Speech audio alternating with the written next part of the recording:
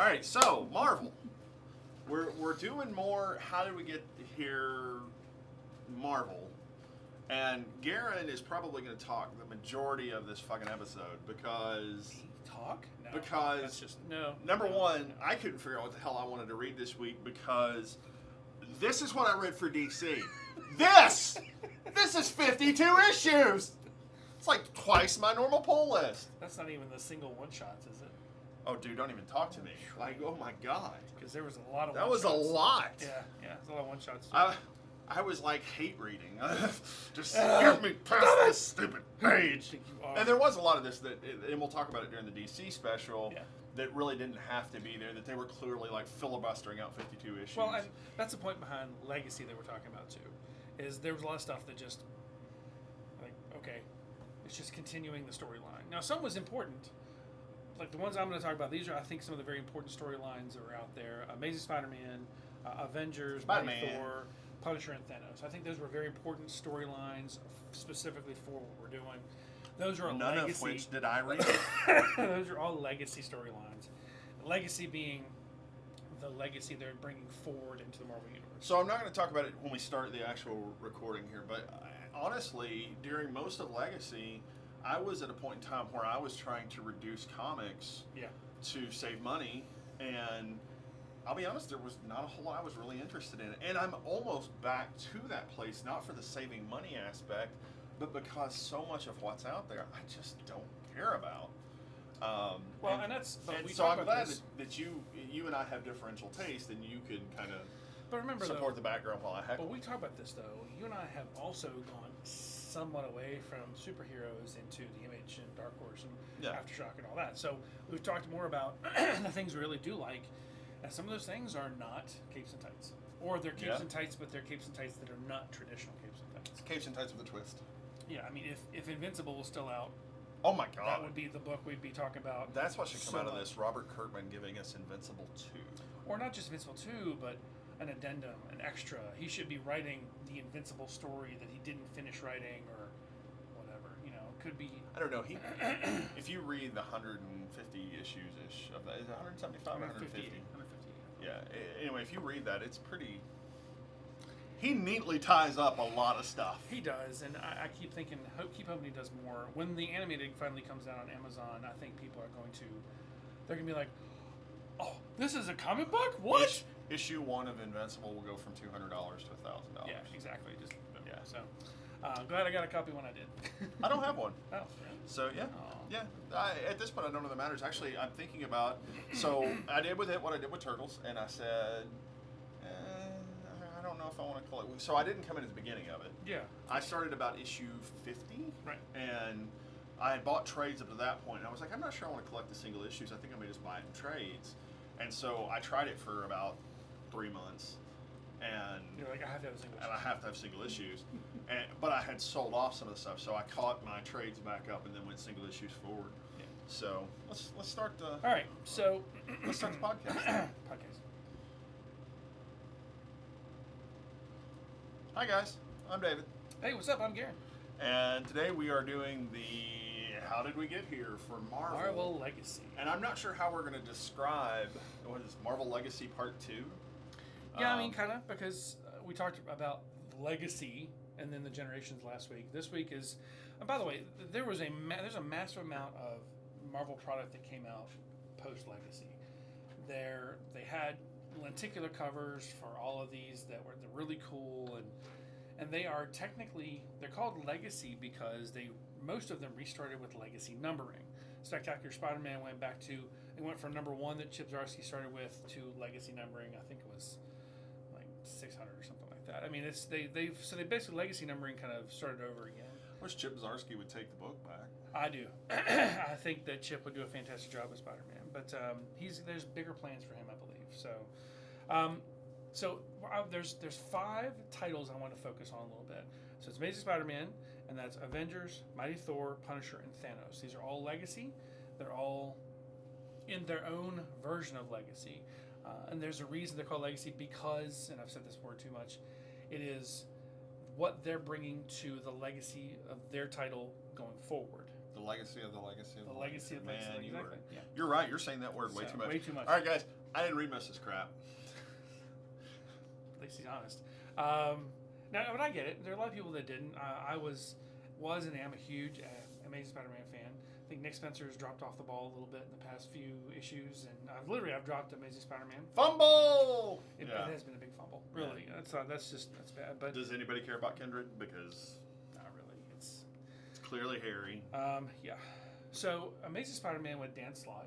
Dan Slott took over at Superior Spider-Man, and which was great. I mean, just phenomenal. So, and in Superior Spider-Man, just if you haven't read it in a nutshell, Peter Parker is dying. I'm sorry, not Peter Parker. What? Sorry. Doc Ock is dying. There you go. Doc Ock is dying. He transfers his consciousness into Peter Parker.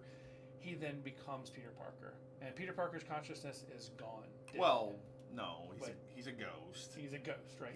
He's still in there. He has no control. Right. And he's still there. And every once in a while, he's able to influence Otto in very subtle ways until the end, when Otto realizes fully that he's there, and that Otto basically spends 30 issues just monologuing, and screwing up Spider-Man's legacy. But what he does is he remakes Spider-Man. He makes him into a tech genius. He creates Parker Industries. Okay, so he makes a better Peter Parker than Peter Parker does. Exactly. But he's a shittier Spider-Man. Oh, in fact, most of the Marvel heroes despise Spider-Man. They didn't really care for him sometimes because he talked too much to begin with. Got kicked off the Avengers. But yeah, I mean, it's like when you're too rough for most of the Avengers, you know it's a bad thing. So Wolverine at one point told him he needed to calm down. Yeah. So literally, he remakes Peter. But in the end, when Peter takes over again, Peter's got this amazing legacy. He's got these. He is now Parker Industries. He's now Dr. Peter Parker because he got his doctorate because Otto went back and actually got his doctorate, helped him get his doctorate for him using his own information, which Nick Spencer undoes. Actually, Dan Slott undoes. Oh, yeah, Dan Slott undoes it. We'll talk about it in a second. So essentially, at the end, as Peter's now taken back over, he's inherited this legacy where he's a billionaire. He's still having to go be Spider-Man, though.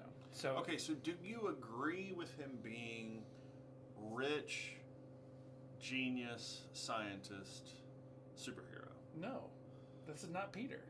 You can be that if you're the Fantastic Four. Okay, but hold on. Reed Richards. Yeah. Tony Stark. Yeah. Bruce Wayne. Yeah. Black Panther. But Peter can't be this. Ant-Man. Peter can't be Ant-Man. Ant-Man. He's not a billionaire. Yeah, he is. Which Ant-Man are you talking about? Pym. Yeah, but Pym... Drunk, wife-beating Pym. But Peter can't... was that only in the Ultimate universe? No, that was both universes. See? But no, honestly... Bad with women. Peter's bad. But Peter can't be a billionaire. I'm sorry, he is the consistently down in his luck kid. That's part of the problem that he's got. So, you can't have. You Peter, can. You could have. Yeah, but I agree with what they did in this. It made sense. So, starting with issue 789, Peter basically loses everything. Loses all his money. And by the way, this is the legacy. What happened to the company? There was a fail-safe that Otto put in that if anything did happen and that he didn't like it, he could just shut it all down, and he does. And the fail-safe goes off. So essentially, meanwhile, Otto screws him over. Now, by the way, Otto now is in a brand new body, a cloned version of Peter. Right? No, cloned version of himself. A younger version of himself. Okay. Because remember, there's a clone conspiracy That's why that he happens. looked like a smarmy asshole. Yeah, he did. Yeah, so he essentially what he does is he takes. During the clone conspiracy, which happens right before this, he figures out a way to transfer his consciousness into a clone body, which is a good condition clone body, not one that's going to fall apart. And he makes him his best self, his svelte, beautiful, young self. With a good haircut. With a good haircut. And now in the Superior Spider-Man going forward after this into the regular series, he essentially he's himself. He's Otto. Right, other than he has. But he's in the same character. He's Superior Spider-Man in San Francisco, and I wish they'd just call it Smug Spider-Man. Well, he kind of was Smug Spider-Man. So Peter loses everything. He's down and out Peter again. He's down on his luck. He is being sued because the technology that he had, this really, really cool phone that he had that Otto had created is easily hacked. It's been stolen, and Hydra agents are using it. It's bad. So, again, as he's down on his luck, we see that the Doc Ock kind of takes things over, and what happens is, I don't know where this happened, way before this, but in order to stop Norman Osborn, from being Green Goblin, he actually injects nanites into him. The nanites are self-replicating, and every time he tries to turn over into be Green Goblin, the nanites stop him. Well, okay, so original Green Goblin. Yeah. Historical point of order. Yeah. Original Green Goblin, Norman sort of had super soldier serum. Yes. He was physically resilient. He was very strong. Yeah. But he wasn't green skinned. No. He pulled on a mask and he put on a suit. Right. And the suit was bulletproof and all this other stuff. Right. At some point in time, probably in the 80s or 90s, he started turning green. Right, exactly. He took a serum. They cured him and made him not insane. Yeah.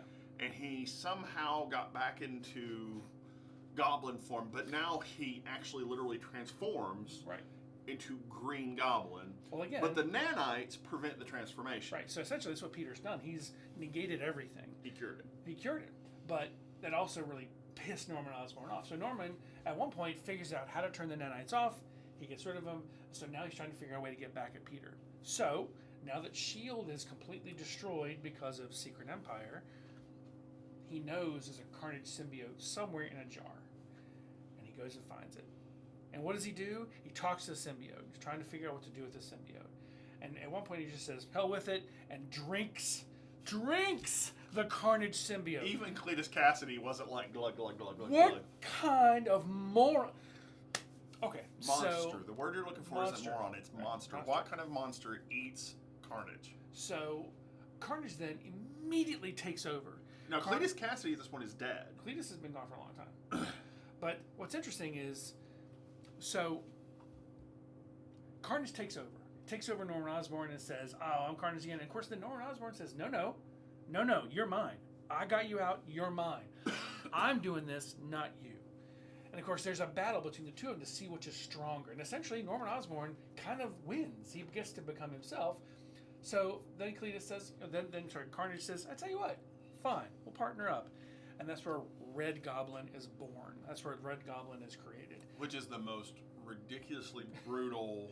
Oh, I mean, one of the big things he wants to do is he wants to create a child for himself. So he kidnaps Normie Osborn, which is his grandson, and turns Normie into a symbiote. Now, of course, with the whole thing, he didn't want to kill Peter. No. He wants to torture Peter. He wants to reveal Peter's secret. So essentially, he kidnaps J. Jonah Jameson, and who's his huge mouth. J. Jonah just can't keep his mouth shut.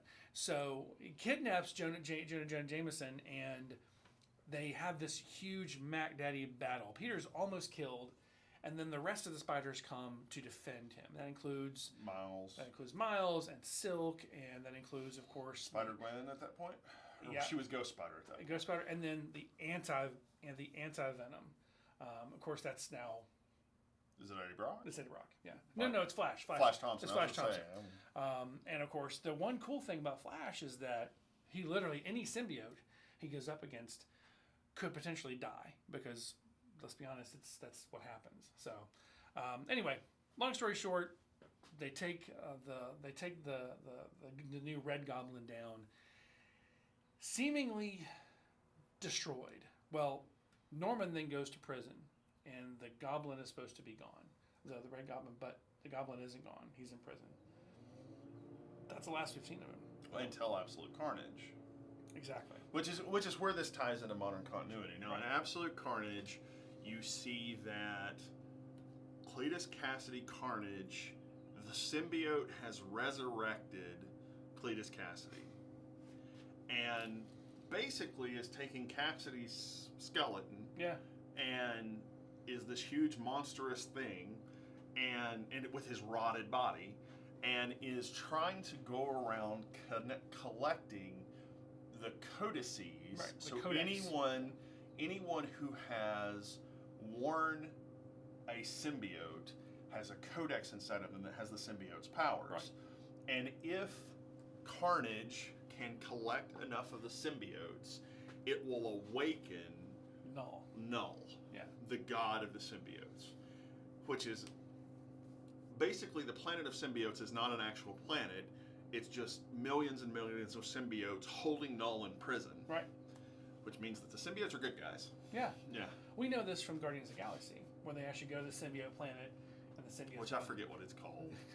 Yeah, I can't remember either, but Xanathol. It's still funny as hell. So yeah. They jump out like, oh, look at symbiotes. No. No, you're thinking about the other guy. No, he's a dick. We kicked him out.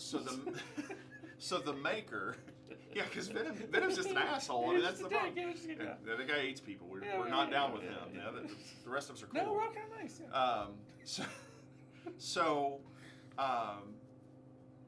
Eddie Brock Venom, who has very recently somehow, during the Donny Cates run of Venom, been reunited with his original symbiote. Not just reunited, but has more information about it now. Yeah. And understands who the symbiote is, how long the symbiote's actually been around. Yeah. Symbiote, yes, was found on that planetoid, the Secret Wars planetoid, but there's more to it. Yeah. Symbiote's been on Earth since the Middle Ages. Right. Yeah. So yeah, that's pretty cool.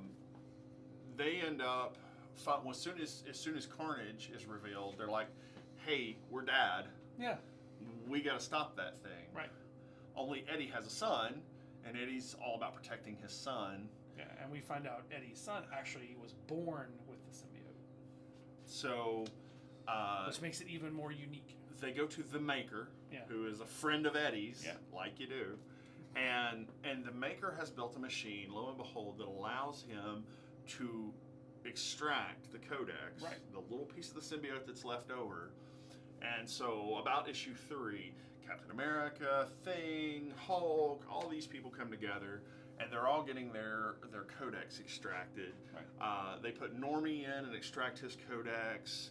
All that stuff's happening. You get Venom Hulk. Right. Which really Perhaps, we should have had way more than just one issue. Donny Cates, just saying, beautiful man. Gives us the Venom Hulk, and just the one-shot story of the symbiote talking to all the different Hulks and making a deal on how to deal with Carnage. Yeah. Wow, such a good episode, whatever. Issue, episode, same difference. And ultimately,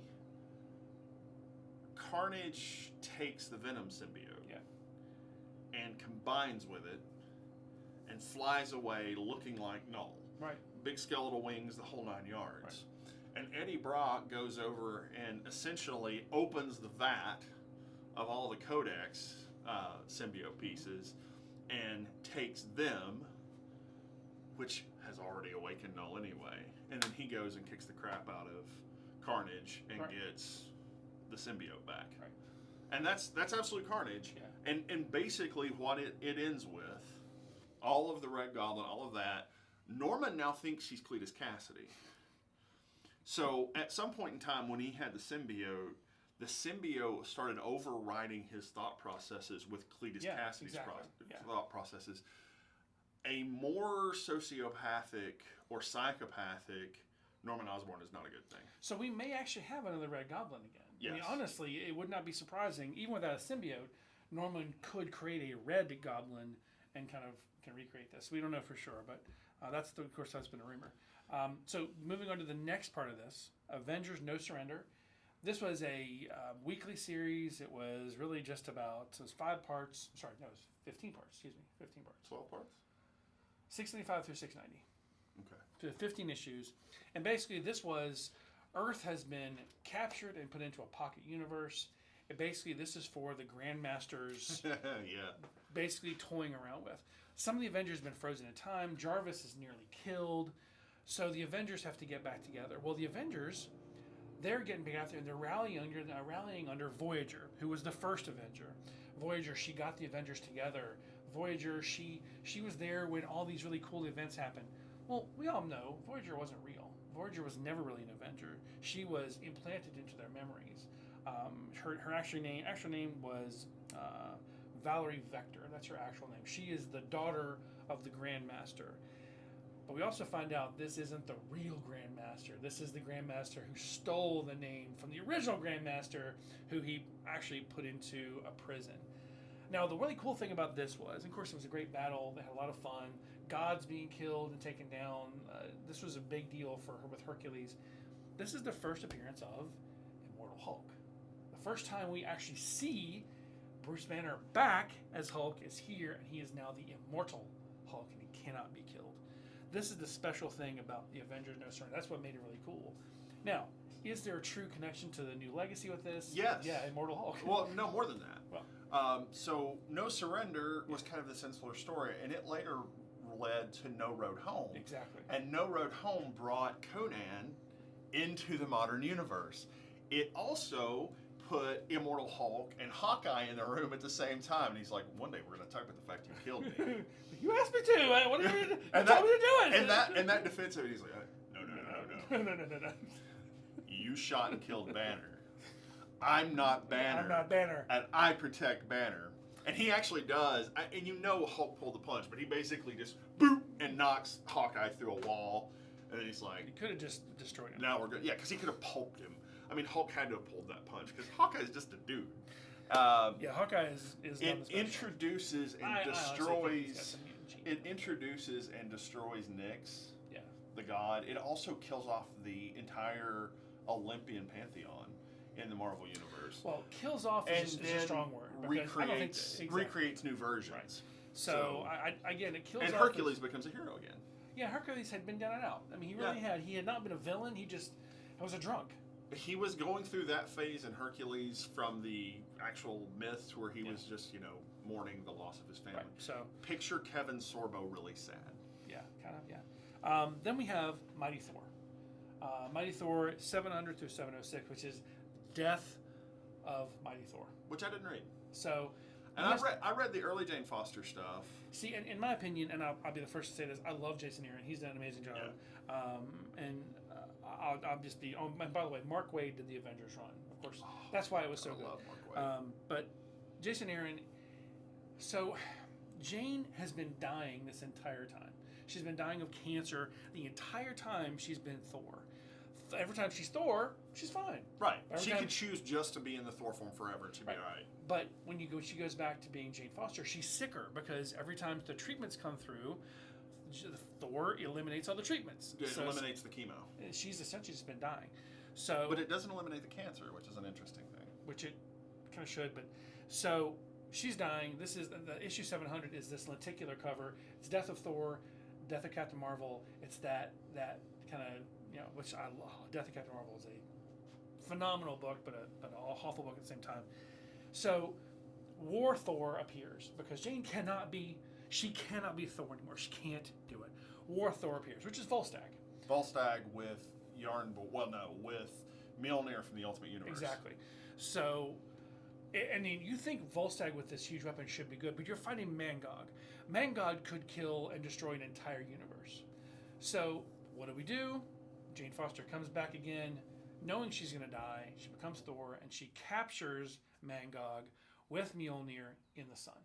Literally wraps Mangog up in Mjolnir, throws Mjolnir into the sun. Mjolnir literally holds Mangog in the sun permanently. That's it. Now, of course, she's dying. She is at the point... And she can't retransform. She can't retransform. She's now Jane Foster again. She's walking into the light. But what happens? Odin pulls and says, No. You're way too important for that. He cures her cancer. Because he's Odin. It's like, holy crap. I mean, the tears are flowing already because you think Jane Foster's dying. And you're like, why should I care about Jane Foster? But Jane Foster's been around for a really long time in Marvel Comics. She was a really big deal. Having her as Thor pissed off a lot of people. But genuinely, right down the bottom, what if? Yeah. All right, guys, this is an important thing. Yeah. I'm glad you knew what I was looking for. This is What If number 10. Yep. This is where the story came from that Jason Aaron then seized on. What if Jane Foster were Thor? And by the way, if you've never read the What Ifs, especially from the ones from the original 1986, you think?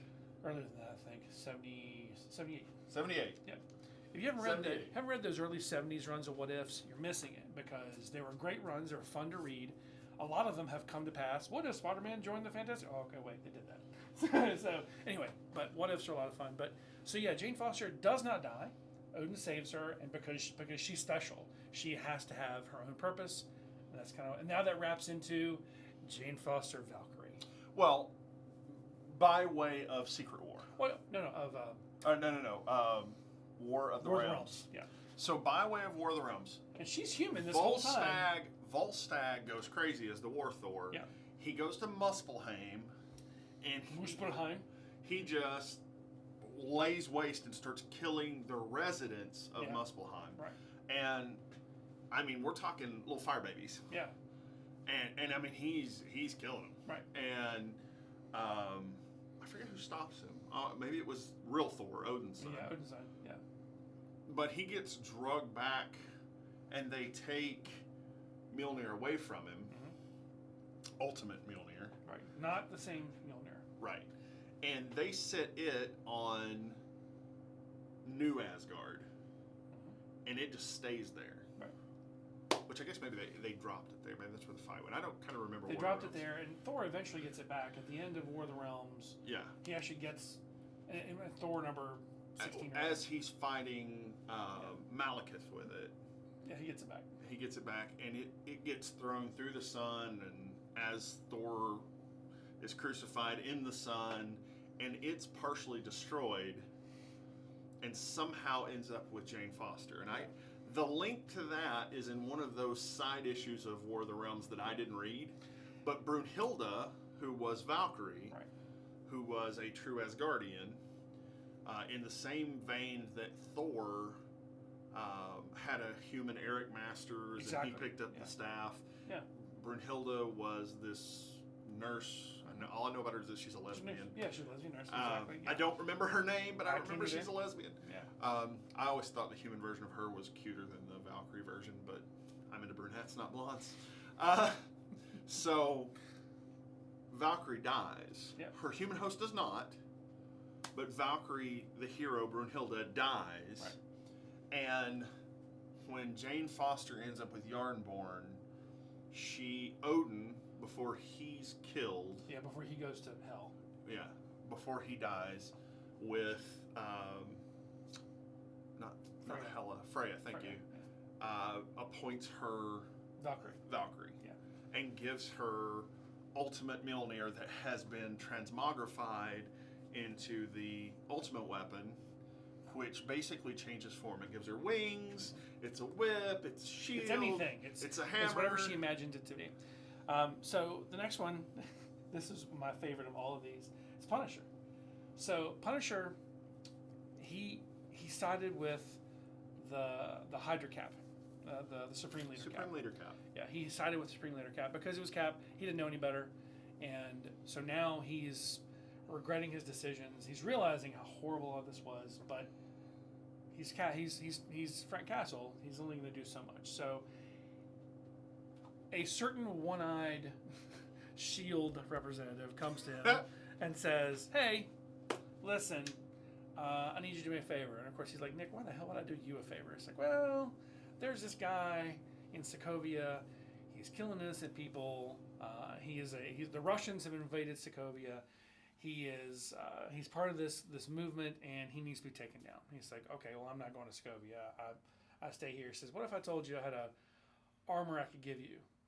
What armor?" And he of course he tells him how to break into the S.H.I.E.L.D. facility. He breaks in, and of course he takes down the War Machine armor. Now, who would be stupid enough to think that it's smart to give the most vicious killer on the planet an armor? Okay, for some reason Nick Fury thinks he can control him. So what most people don't realize is the armors all armor is not independent. If it's Tony Stark's armor, it's Tony Stark's armor. He's the only one that can use it. The only independent armor out there that exists is War Machine, and it's independent because he gave it to Rhodes. Now Rhodes at this point. So Rescue's armor are all tied. They're still tied to him at some point, in some way. They're tied to Pepper Potts. Pepper Potts, exactly. Yeah. But this one, essentially, this was given to Rhodey, but it's not just Rhodey's. Anyone could use it. This is not one of those things where it has to recognize James Rhodes only. One, I think if you go back to the old 90s War Machine comics, other people were in there besides Rhodey. Yeah, exactly. There were other people that used War Machine besides Rhodey. So Of course, Punisher does exactly what he's supposed to do. He gets the armor, puts it on, and flies across the ocean and goes and starts taking these people down. Now, the armor is actually much more powerful than you realize it is. Once it's getting hit a few times, people think, oh, it's going to fall off. No. This thing has the power to repair itself, has the power to think. It has its own AI. Of course, he doesn't know any of these things. He's just a guy who points and shoots. So he's realizing, and as he's talking to the armor, does it do this? Yes. He's like, oh, let's do that. So he immediately takes down this sect because he realizes they're going to use nuclear weapons. They're going to kill innocent people. He can't have that. This is who Frank Castle is. The problem is, in doing this, he creates an international incident. Yes, he kills lots of people.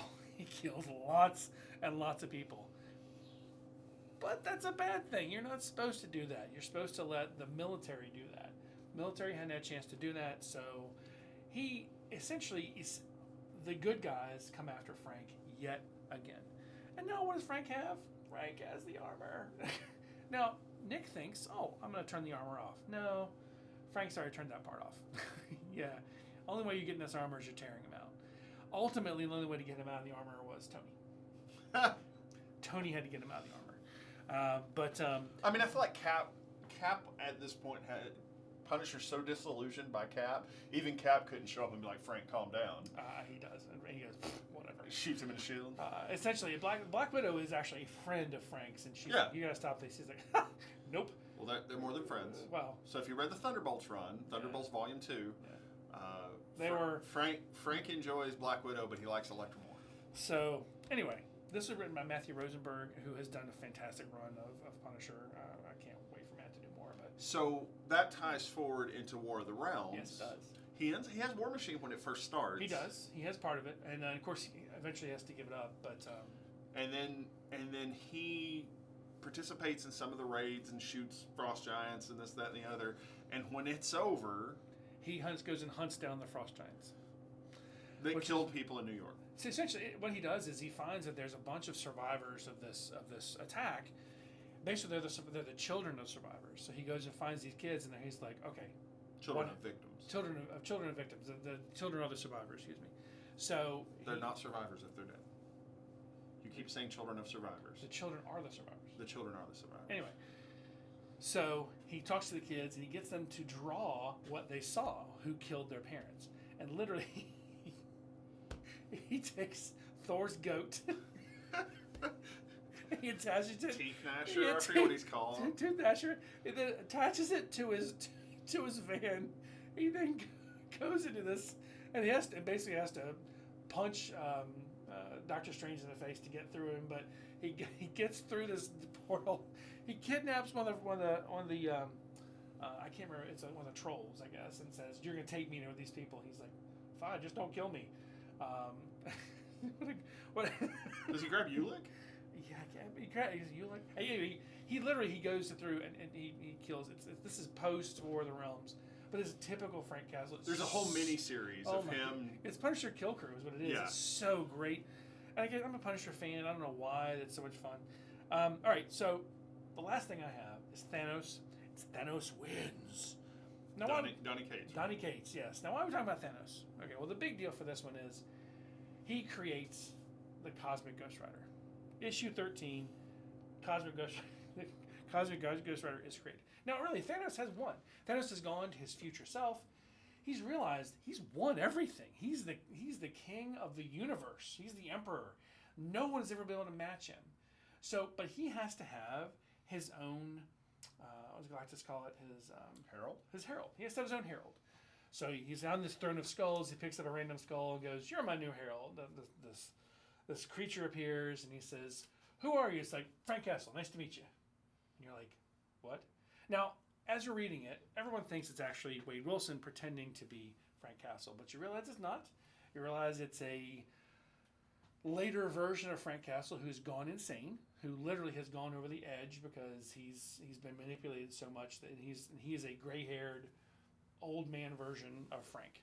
It is Frank. He's just an insane version of Frank. Well, and you see him without the flames. He turns the Ghost Rider power off at points and is this ponytailed, bearded. Yeah, and you're like, what?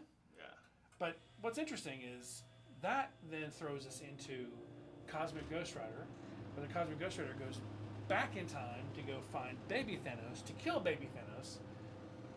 Can't bring himself to do it. So then he lets baby Thanos grow up, and baby Thanos grows up to be a Punisher version of Thanos. So then he has to go back and fix everything again. So, and of course, there's Punisher destroys the Marvel Universe, or sorry, Cosmic Ghost Rider destroys the Marvel Universe. Well, that's kind of what we're and doing now. the fun part is Cosmic Ghost Rider shows up in Avengers, where he has been trapped in the Hellcharger's trunk, which never told us how he got there. No. We're going to find out. And he comes out absolutely intent on kicking Robbie Reyes' ass. Yeah. And then the Avengers basically talk him out of killing Robbie by sending him to fight Johnny Blaze, the King of Hell. Right. And even then, he's not enough to take on Johnny Blaze. No. So, yeah, all these are the storylines that all connect. They all connect somewhere. A lot of the other ones probably do too, but these are my favorites of the bunch that are out there, because there's Champions and there's Renew Your Vows, Amazing Spider-Man, Renew Your Vows. Thanos is dead in the modern continuity. Well, yeah, but not really. I mean, Thanos is you cannot destroy. You can't kill Thanos. Sorry, it's like you can't kill Magneto. I thought Gamora killed him in Infinity War. Yeah, but come on now. He's dead. It's messy, and he's dead. Oh, okay, sure, dead. Okay, we're talking comic books. There's no dead. Unless you're talking Uncle Ben. Okay, yeah, Uncle. Oh, really? Which they bring back in various versions, and in a few of them he's Spider-Man. But that's alternate realities, though. I'm fat luchador Spider-Man. Like, what the shit was that? Old man luchador. Okay, so for me, those are my favorites of the bunch. I think those are the most important parts of that legacy run. I'll be honest, guys. We're pretty much getting caught up on Marvel. Like it. We're almost at the threads we're pulling. There's a couple more threads I can pull. Captain America thread we can pull a little bit and talk about that one, kind of moving forward into the Ta-Nehisi Coates run. I mean, but even then, it's just him wandering around like he did when he was Nomad. Well, we didn't trying to recapture his. We didn't grab as far back in Marvel's history as we did DC's. No. We went 2011. We went like 2017 on Marvel. Exactly. So we're gonna hop over to DC here in a second, because this has been a big event. So since we're hopping over to the next event, we're gonna go forward. So thanks again for listening. We really appreciate it, guys. This has been fun with Marvel. This has been fun with plants. So what the hell was that? Didn't you do like PBS? This has been fun with electronics.